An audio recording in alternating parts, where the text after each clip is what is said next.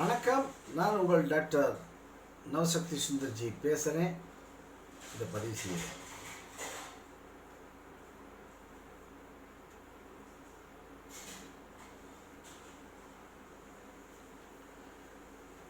திருமணத்தில் ரொம்ப முக்கியமான ஒரு பங்கு தமிழ் பண்பு. மற்றபடி நார்த் இந்தியாவில் வட இந்தியாவில் எடுத்துட்டாலும் இந்த ஒரு இதை ரொம்ப ஸ்ட்ரிக்டாக ஃபாலோ பண்ணுவாங்க. என்னென்னா முகூர்த்தம். முதல்ல முகூர்த்தத்துக்காக அவர்கள் நாளை தேர்ந்தெடுக்கும் பொழுது அந்த நாள் மரண யோகம் இல்லாத நாட்களாக இருக்க வேண்டும், அஷ்டமி நவமி இல்லாத நாளாக இருக்க வேண்டும், மற்றபடி கெடு நாளாக இல்லாமல் இருக்க வேண்டும். அது தவிர இந்த கர்த்தா யார் திருமணம் செய்து கொள்ளப் போகிறார்களோ அவர்களுடைய ஜாதகத்திற்கு ஏற்றவாறு அவர்களுடைய பிறந்த நட்சத்திரம் ராசி இவைகளை கொண்டு அதற்கு சாதகமான நாளாக அமையக்கூடிய நாளையும் தேர்ந்தெடுத்து இவ்வளவு கஷ்டப்பட்டு தேர்ந்தெடுக்க வேண்டியது. இதில் செவ்வாய் சனி 2 கிழமைகளில் நாம் நல்ல காரியங்களை சுப காரியங்களை அதுவும் திருமண காரியத்தை நிச்சயமாக செய்வதில்லை. செவ்வாயும் சனியும் அவ்வளவு பகை. ஆரம்ப காலங்களில் பார்த்திங்கன்னா கிட்டத்தட்ட ஒரு 70 வருஷம் 80 வருஷம் 100 வருஷத்துக்கு முன்னாடியெல்லாம் பார்த்திங்கன்னா ஞாயிற்றுக்கிழமையே சூரியனுடைய நாளையே திருமணத்திற்கு உகந்த நாளாக எடுத்துக்கொள்ளாமல் தவிர்த்து வந்ததும் உண்டு, ஞாயிற்றுக்கிழமையே. அதுக்கப்புறம் காலப்போக்கில் அவரவர்களுடைய வேலை வசதி தொழில் இதை பார்க்கும் பொழுது அவர்களுக்கு ஞாயிற்றுக்கிழமையில் அந்த முகூர்த்த நாளை வைத்து விட்டால் எல்லோரும் கலந்து கொண்டு ஆசீர்வதிப்பதற்கு சௌரியமாக இருக்கும் என்ற நிலையில் ஞாயிற்றுக்கிழமைகளை தேர்ந்தெடுத்து அதையும் சேர்த்து கொண்டு விட்டார்கள். அப்போ எப்படி இருப்பினும் செவ்வாய்க்கிழமை யாரும் ஒத்துக்கிறதில்ல, சனிக்கிழமை யாரும் அட்மிட் பண்ணுறதில்ல, 2 கிழமையை நாம் தவிர்த்து விடுகிறோம். ஆனால் இந்த செவ்வாய்க்கிழமை என்பது போல் இதற்கு ஈக்குவலாக இதற்கு சமமாக இந்த முகூர்த்த நேரங்கள் குறிக்கும் பொழுது பார்த்தீங்கன்னா செவ்வாய் ஹோரை தவிர்க்க முடியாமல் உள்ள நுழைஞ்சுக்கும். அதே போல சனியினுடைய ஹோரை தவிர்க்க முடியாமல் உள்ளே நுழைஞ்சுக்கும். சூரிய ஹோரை நுழைந்து கொள்ளும், புதனுடைய ஹோரை நுழைந்து கொள்ளும். புதன் கூட அவ்வளவு திருமாங்கல்ய தருணத்திற்கு கல்யாணத்தில் தாலி கட்டும் அந்த நேரத்தில் புதனுடைய ஹோரை கூட அவ்வளவு சாதகம் என்று சொல்ல முடியாது. நல்ல ஹோரைகள் என்பது பார்த்தீங்கன்னா சுக்கிர ஹோரை நல்ல ஹோரை, குரு ஹோரை நல்ல ஹோரை, சந்திர ஹோரை கூட நல்ல ஹோரை தான். அது வளர்பிறை சந்திரனாக இருந்தால். தேய்பிறை சந்திரனாக இருந்தால் தேய்பிறை சந்திரனும் பாவிதான். சில திருமணங்கள் நமக்கு கல்யாண மண்டபங்கள் மற்றது கிடைக்கிறது, அதெல்லாம் பொறுத்து நம்ம எப்படி முடிவு பண்ண வேண்டும்னு கேட்டால் தேய்பிறையில் கூட கல்யாணத்தை நிர்ணயிக்கக்கூடிய ஒரு நிர்பந்தம் நம்மிடம் ஏற்பட்டு விடுகிறது. எல்லோரும் வளர்பிறை சந்திரனையை நோக்கி சென்றால் அந்த ஒரு மாதத்தில் கிடைக்கக்கூடிய அந்த கல்யாண மாதம்னு எடுத்துக்கொள்ளக்கூடிய அந்த மாதத்தில் இப்போ ஆடி கல்யாணம் பண்ண மாட்டோம், மார்கழி பண்ண மாட்டோம், புரட்டாசி மாதத்தை கூட சிலர் நம்ம தமிழகத்தில் தவிர்த்துடுறாங்க. பிராமணர்கள் இல்லாத மற்றவர்கள் தவிர்த்து விடும் நிலையை நாம் பார்க்க முடிகிறது. இப்படியெல்லாம் இருக்கும் பொழுது வளர்பிறை சந்திரனில் தான் நான் திருமணம் செய்வேன் என்று பிடிவாதமாக நாம் இருந்தால் கார்த்திகையில் முடிவு பண்ணி மார்கழியில் பண்ண முடியுமா? முடியாது. தையில் போனீங்கன்னா தையில் பின்னாடி வரக்கூடியது எப்படி வரும்னு சொல்ல முடியாது, தேய்பிறையாக கூட வரும். அப்போ வளர்பிறை கிடைப்பது ரொம்ப கஷ்டம். அப்போ எல்லோரும் வளர்பிறையை நோக்கியே ஓடிக்கிட்டு இருந்தோம்னு சொன்னால் கல்யாண மண்டபமே கிடைக்காது. அப்போ தேய்பிறையை நாம் சுவீகரித்துக் கொள்கிறோம். நம்மளுடைய சௌரியத்திற்காக நடைமுறை பழக்கங்களில் ஏற்படும் சில சிக்கல்களுக்காக தேய்பிறையும் ஏற்றுக்கொள்கிறோம். ஓகே, இவ்வாறு நாம் ஒற்றுக்கொண்டு ஒரு நாளை குறிக்கும் பொழுது எல்லாவற்றையும் பார்த்து ஜோசியர்கிட்ட போய் அந்த 2 பெண்ணினுடைய ஜாதகம் ஆடனுடைய ஜாதகம் இதையும் கணக்கில் எடுத்துக்கொண்டு அந்த நாள் எடுக்க வேண்டியிருக்கு. அப்படின்ற போது யோகங்களை பார்க்கணும், அந்த திதிகளை பார்க்கணும். அஷ்டமி திதியாக இருக்கக்கூடாது, நவமி திதியாக இருக்கக்கூடாது, சதுர்த்தியாக இருக்கக்கூடாது, சதுர்த்தசியாக இருக்கக்கூடாது. இப்படி இவ்வளவையும் பார்த்து இவ்வளவையும் தாண்டி நாளை குறிக்க வேண்டும். ஜோசியர் நாளை குறித்து கொடுக்குறார். அப்படி குறிக்கப்பட்ட அந்த நாளில் அவர் குறிக்கிற நேரம் பார்த்தீங்கன்னா 1.5 மணி நேரம், 1 மணி நேரம் அல்லது 1.5 மணி நேரம் தான் குறிக்கிறார். முகூர்த்த நேரம் அப்படின்னு சொல்லி குறிக்கிறார். அதில் எப்படியெல்லாம் இயற்கை நம்மள்கிட்ட விளையாடுது பாருங்க.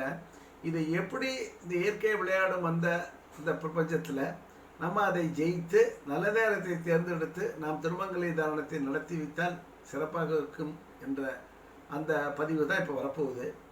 அதனால் இந்த காணொளியை தவறாமல் பார்க்கணும், முழுவதும் பார்க்க வேண்டும்.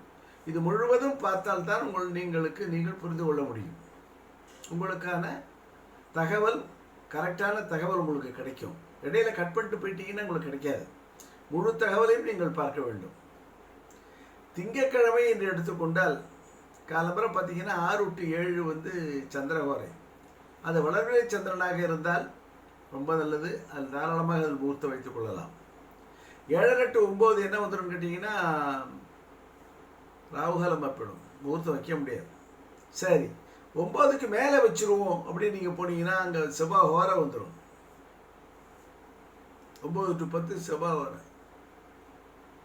அப்போ அதில் செய்ய முடியுமா? செவ்வாய் ஹோரையில் இந்த முகூர்த்த வைபவங்களை செய்ய முடியுமா? செய்யக்கூடாது. இப்போ திங்களில் எப்படி இருக்குது? செவ்வாய்க்கிழமை முகூர்த்தம் வைப்பதில்லை. புதன்கிழமை என்று எடுத்துக்கொள்ளும் பொழுது பார்த்தீங்கன்னா 6 to 7 புதனுடைய ஹோரை.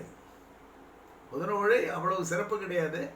சிலர் எடுத்துக்கொண்டு செய்கிறார்கள் புதன் ஹோரையும் சுபர்தான் என்று சொல்லி சில பேர் எடுக்கிறாங்க.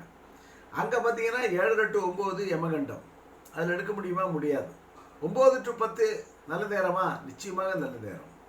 புதன்கிழமையில் 9 to 10 குருவனுடைய ஹோரை. பரவாயில்ல, அது அந்த நேரம் சரியாக அமைந்து விட்டால் பரவாயில்ல. அடுத்தது வியாழக்கிழமை பார்த்தீங்கன்னா 6 to 7:30 யமகண்டம். அந்த வியாழனில் பார்த்தீங்கன்னா 8 to 9 சூரிய ஹோரை அதில் வைக்க முடியாது. திருமங்கலை தானத்தை 8 to 9 வைக்கக்கூடாது. 8 to 9 வைக்கக்கூடாது. வியாழனுக்கு அடுத்த 6 to 7:30 பார்த்தீங்கன்னா யமகண்டம், அதில் செய்ய முடியாது. அப்போ வெள்ளி 9 to 10 சுக்கரனுடைய ஹோரை. சுக்கரனுடைய ஹோரையில் செய்யலாமா? நிச்சயமாக சிறப்பு செய்யலாம். அப்போ வியாழக்கிழமையில் இப்படி வருது. அடுத்தது வெள்ளிக்கிழமை என்று எடுத்துக்கொள்ளும்போது காலையில் பார்த்தீங்கன்னா 6 to 7 முகூர்த்தம் வைக்கலாமா? வைக்கலாம், சுக்கரஹோரை. அடுத்தது 9 to 10 செய்யலாமா? சனியினுடைய ஹோரை வந்துடுது. சனி ஹோரையில் கூட சில பேர் குறித்து கொடுத்துட்றாங்க. கொடுத்து அதில் கூட வெள்ளிக்கிழமையில் அந்த 10:30க்கு முன்னாடி 10:30 to 12 ராகுகாலம் வந்துடுதுன்னு சொல்லி 10:30க்கு முன்னாடி வரைக்கும் சொல்லி 9 to 10 9 to 10லேயே அதை ப்ராசஸ் பண்ண வச்சு 10 to 10:30க்குள்ளே அதை நடத்தக்கூடிய இதுகளை செய்கிறாங்க. அது எவ்வாறு அவ்வளவு சிறப்பாக இருக்கும் என்று எனக்கு புரியவில்லை. இவ்வாறாக நாட்களுடைய நிலைகள் பார்த்தீங்கன்னா இப்படி வருது. சூரியனுடைய நாளாக எடுத்துக்கொண்டால் சூரியன் காலையில் 6 to 7 சூரிய ஹோரையில் வைக்கக்கூடாது. சூரியனுக்கு அப்புறம் பார்த்தீங்கன்னா சந்திரன் 9 to 10 சந்திரஹோரை என்று எடுத்துக்கொள்ளும்போது வளர்பிறை சந்திரனாக இருந்தால் அது சிறப்பு, தேய்பிறை சந்திரனாக இருந்தால் வைக்கக்கூடாது.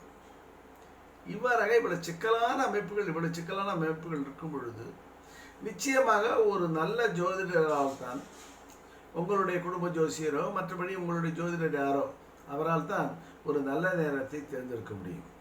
சரி, அவ்வாறு தேர்ந்தெடுக்கப்படக்கூடிய அந்த 1 மணி நேரம் 1.5 மணி நேரமும் முழுவதும் நல்ல நேரமாகவே செயல்படுமா அப்படின்னா இதை 7 கிரகங்களும் பிரித்து கொள்ளும். எந்த ஹோரையுமே அந்த 1 மணி நேரத்தை 8.5 நிமிடங்களாக பிரித்து கொள்ளும் 7 கிரகங்களும். ராகு கேதுவை தவிர பாக்கியெல்லாம் பிரிச்சிருவோம். ராகு கேதுவை நம்மளே ஒதுக்கிடுவோம், ராகுகாலத்தை ஒதுக்கிடுவோம், யமகண்டத்தை ஒதுக்கிடுவோம். பாக்கி உள்ள இந்த 7 கிரகங்களும் எட்டரை நிமிஷங்களாக, அதாவது 10 நிமிடம்னு வச்சுங்களேன், கிட்டத்தட்ட ஒரு 10 நிமிடமாக பிரித்து கொள்ளும். அப்போ இதில் உள்ளே இருக்கக்கூடிய அந்த 10 நிமிடங்களை கண்டறிந்து, உள்ள எந்த 10 நிமிடங்கள் தொடர்ச்சியான, எந்த 10-20 நிமிடங்கள், 10-15 நிமிடங்கள், 8:30 என்று இருக்கும் 17 நிமிடங்கள் நல்ல ஒரு காலமாக வருகிறது என்பதை அறிந்து, அந்த குறிப்பிட்ட நேரத்தை ஜோதிடர்கள் ஆய்வு செய்து எடுத்துக்கொண்டு, உங்களுக்கு சாதகமான ஹோரையிலேயே சாதகமான நேரமாக இருக்கக்கூடிய அந்த காலகட்டத்தை குறித்து வைத்து, அந்த நேரத்தை உங்களுக்கு கொடுத்து விட்டு, அதற்கு தகுந்தாற்போல் முன்னும் பின்னும் அதாவது திருமங்கலை தாரணத்துக்கு முன்னாடி செய்ய வேண்டிய காரியங்களை எல்லாத்தையும் முன்னாடி ஃபிக்ஸ் பண்ணிக்கணும். இந்த டயத்தில் இந்த டயத்து வரைக்கும் இதை செய்யணும். இந்த நிமிடத்தில் ஆரம்பித்து, இந்த நிமிடத்திலேருந்து இதுலேருந்து ஒரு 17-15 நிமிடத்திற்குள், 10 நிமிடத்திற்குள், 12 நிமிடத்திற்குள் இந்த திருமங்கலயத்தை கட்டி முடித்து விட வேண்டும் என்று ஒரு இதை எடுத்துக்கிண்டு, உறுதியை எடுத்துக்கிண்டு, அங்கே உங்களுக்கு பண்ணி வைக்கக்கூடிய அந்த பிராமணர்கிட்டையும் சொல்லிவிட்டு, வாத்தியார் சுவாமிகள்கிட்டையும் சொல்லிவிட்டு, அந்த காரியங்களை நாம் செய்யும் பொழுது நிச்சயமாக இந்த இரு ஜாதகருக்கும் பொதுவான அந்த ஹோரையில், இப்போ செவ்வாய் ஹோரைனே வந்துருச்சு, திங்கக்கிழமை 9 to 10 தான் செய்ய போகிறோம் அப்படின்னு ஒரு நிலைமை வந்து விட்டால், அந்த செவ்வாய் ஹோரை 9 to 10 முழுவதும் செவ்வாயாக வேலை செய்யாது. இந்த 7 கிரகங்களாக பிரித்து கொள்ளும். ராகு கேது பாக்கிய கிரகமாகவே பிரிச்சுக்கும். அப்போ அதில் ஒரு நல்ல நேரத்தை தேர்ந்தெடுத்து, அந்த 10-12 நிமிஷங்களை தேர்ந்தெடுத்து அதை குறித்து கொடுத்து, அந்த நேரத்தில் திருமங்கலை தாரணத்தை கட்டச் செய்ய வேண்டும் என்ற ஒரு உறுதியை எடுத்துக்கொண்டு ஜோதிடர்கள் உங்களுக்கு குறித்து கொடுப்பார்களே என்றால், நிச்சயமாக அந்த நேரம் நல்ல நேரமாக அந்த 2 ஜாதகர்களுக்கும் அமையும். அந்த நேரத்தில் அவர்கள் திருமங்கலை தாரணத்தை செய்து முடிப்பதன் மூலம் நிச்சயமாக எல்லா விதத்திலும் வெற்றியான பயணத்தை அவர்கள் வாழ்க்கையில் அடைவார்கள் என்பது திண்ணம் என்று இந்த சந்தர்ப்பத்தில் கூறிக்கொண்டு இந்த பதிவை நிறைவு செய்கிறேன். நன்றி, வணக்கம்.